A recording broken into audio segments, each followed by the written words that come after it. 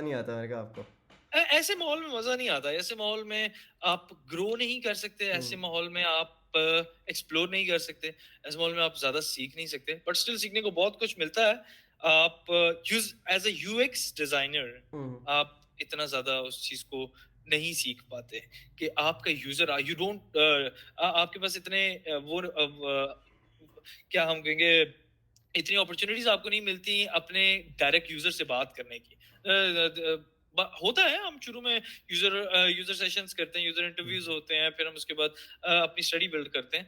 But still इतना ज्यादा chance नहीं मिलता टू अंडरस्टैंड द यूजर बहुत डीपली। मतलब आपका आपकी पर्सनल प्रेफरेंस हो कि आपका अपना स्टार्टअप है तो you would go for product based rather than services based.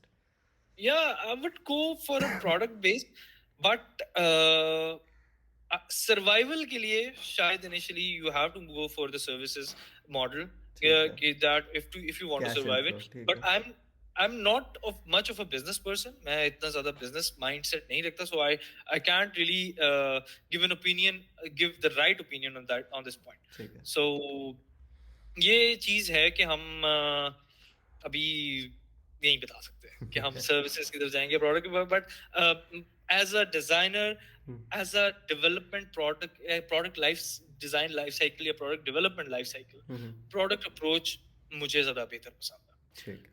तो ठीक है। उसी लिहाज से मुझे एक अपॉर्चुनिटी भी मिल गई for remote job. I applied, I started exploring more opportunities and the platform I was using was AngelList. ठीक है। And AngelList पे मैंने different opportunities explore की remote jobs in different countries में।